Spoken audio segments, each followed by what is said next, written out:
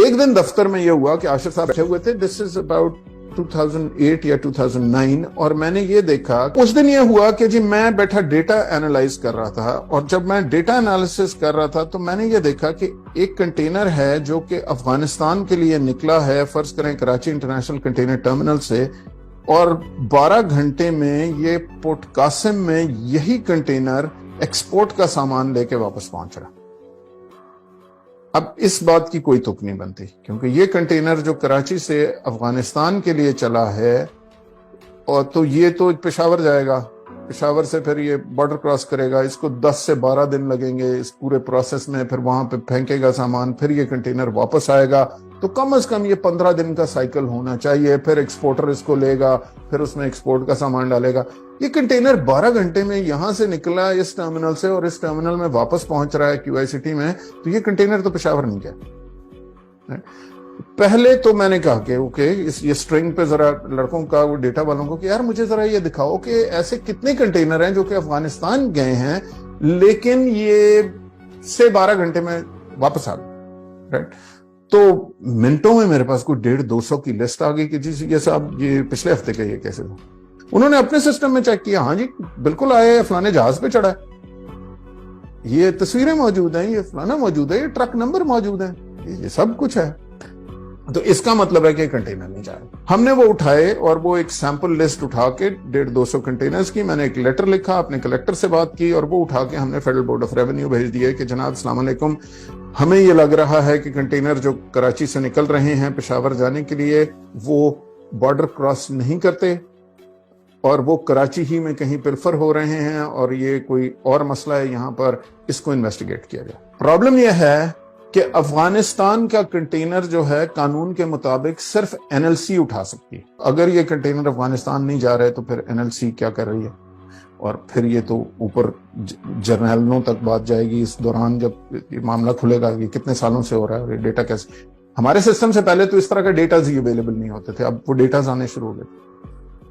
अब साथ ये भी इश्यूज आएंगे कि पेशावर का कलेक्टर क्या कर रहा है, और पेशावर पे जो पूरा प्रोसेस है बॉर्डर ट्रांसफर होने का, वो क्या कर रहे हैं, और फिर ये सारा गंद चल कैसे रहा है। सो वो जो हमें पता चला, तो वो टिपिकली ये होता था कि जी उसमें जितना महंगा इंपोर्ट का सामान है, फॉर एग्जांपल सबसे ज्यादा कपड़ा, जिसने कराची में बिकना है, कराची उसकी मार्केट है, फलाना, वो एक कंटेनर पे कोई 20 से 22 लाख रुपए की ड्यूटी थी उस वक्त।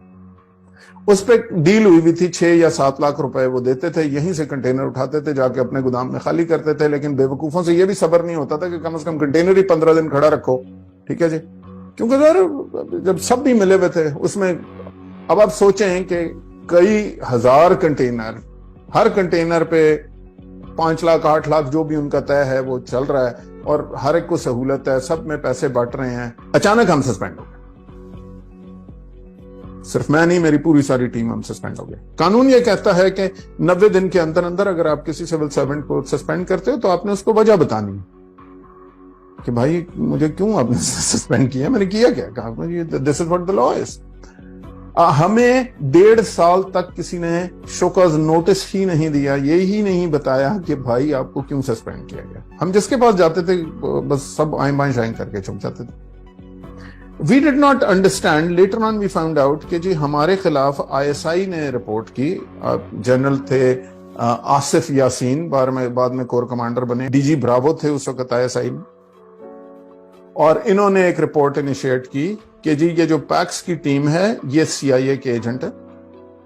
खास तौर पे आशिर साहब जो हैं ये वैसे भी कनेडियन भी हैं और ये क्रिश्चियन भी हैं, और ये CIA से ऑर्डर लेके आते हैं, और पाकिस्तान का स्ट्रेटेजिक जो डेटा है ये अमेरिका को दिखाया जाता है। उसके बाद क्या हुआ जी, क्योंकि हम CIA के एजेंट थे तो we were all suspended, and nobody had the courage, nobody questions a letter from ISI। भाई हम एजेंट थे तो फिर हमें पकड़ लेते, फिर कुछ होता, वो भी कुछ भी नहीं, बस मसला यह था कि हमें प्रोजेक्ट से सस्पेंड करके दूसरे लोग लेके आने थे, क्योंकि बेसिकली वो प्रोजेक्ट बंद कर। ये वो वाला केस है जो सुप्रीम कोर्ट तक चला, जिसको ISAF कंटेनर स्पैम कहते हैं। आपने कई दफा सुना होगा, कराची बददमनी केस भी इसको कहते हैं, जिसमें जाके माना गया सुप्रीम कोर्ट के जज के सामने कि जी 50 अरब रुपए की कम से कम करप्शन हुई है कस्टम्स में। Chairman central board of revenue ये मान के आया हुआ है, आज तक उस पर 1 टके की रिकवरी नहीं हुई, क्योंकि सब मिले। اب آشر صاحب نے آ کے ایک کمپیوٹر بنا دیا, اس کو کوئی فرق نہیں پڑتا کہ امپورٹر کدھر ہے, کلیکٹر کدھر ہے, بینک کدھر ہے, فلانا کدھر ہے. تو کلیکٹروں کی یہ, اب تو ہمیں 500 کلیکٹروں کی ضرورت ہی نہیں رہی, ہمیں ٹوٹل 6 کلیکٹر چاہیے. ٹھیک ہے, اسی حساب سے ہمیں ڈپٹی کلیکٹر چاہیے. آپ کی گورنمنٹ بھی لین ہو جاتی ہے. لیکن مجھے تو مارنے کو ساری دنیا تیار تھی نا, میں تو دشمن تھا اپنے ڈپارٹمنٹ کا, کیونکہ میں نے تو پوسٹیں ہی نہیں کریٹ ہونے دے رہا. یہ سارا معاملہ چلا اور فلانا ہوا, تو I wrote a letter to Asif Yasin and I said کہ جی if you want to hear the story, میں والنٹیئر نا, روز میرے پیچھے ISI کی گاڑیاں چل رہی ہیں, میرے فون تم سن رہے ہو, میں گھر سے باہر نکلتا ہوں میرے پیچھے ایک گاڑی ہوتی ہے, میں گھر کے اندر گھستا ہوں باہر گاڑیاں کھڑی ہیں, you are trying to intimidate me, why? You know, just call me.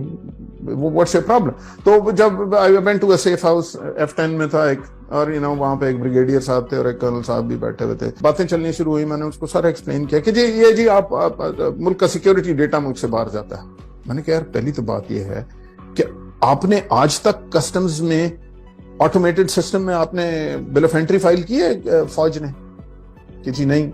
تو میں نے کہا بھائی, تو جب ہمارے کمپیوٹر میں جو انفارمیشن آتی نہیں, وہ ہم کسی اور کو کیسے بھیج سکتے ہیں 2 منٹ لیں کہ جی میں CIA کا جا. دوسری بات, کیا پاکستان کی اپنی شپنگ لائن ہے؟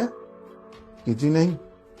تو آپ جو بھی اگر فوج کا کچھ منگاتے ہو تو آپ کس پہ منگاتے ہو؟ American president line, shipping line پہ, مسک پہ, نیڈ لوئڈ پہ, ساری امریکہ کی لائنوں پہ ہی آپ کی جہاز آتا ہے نا. اور اس میں آپ نے مینیفیسٹ دیا ہوتا ہے نا کہ یہ سامان ہم نے کہاں سے اٹھایا ہے, یہ کون لے کے کس کو دینا ہے, اس کے اندر کیا ہے, جو بھی ساری ریکوائرمنٹس ہیں وہ تو آپ ان کو پہلے دیتے ہو. تو آپ یہ کہہ رہے ہیں, مجھ پہ الزام یہ ہے کہ جو آپ نے APL کو بتایا تھا وہ APL سے سن کے میں نے ان بتایا. تو آپ کا دماغ ٹھیک ہے؟ ٹھیک.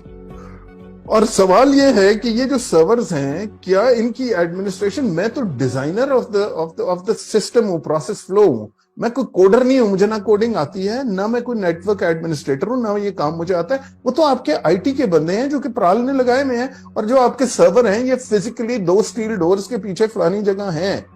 یہ کس کے ساتھ نیٹ ورک کرنے ہیں, وہ نہ وہ اسکل مجھ میں ہے, نہ وہ مجھے آتی ہے, نہ میری ٹیم میں. We are customs officers, right. So they said, yeah, we realize all this, but still for 3 years, 1.5 سال بعد ہمیں شوکاز نوٹس دیا گیا, ٹوٹا پھوٹا, کیونکہ ظاہر اس شوکاز نوٹس کا کوئی سار پاؤں تو تھا نہیں.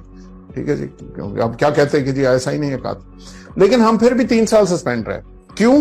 کیونکہ ISI نے یہ تو مان لیا کہ جی ہم نے غلط لیٹر ایشو کر دیا ہے, لیکن وہ اپنا لیٹر وڈرا کرنے پہ انٹرسٹڈ نہیں تھے کہ جی ہم وڈرا نہیں کر سکتے, ہم کیسے مان جائیں کہ ہم نے غلط لیٹر ایشو کر دیا.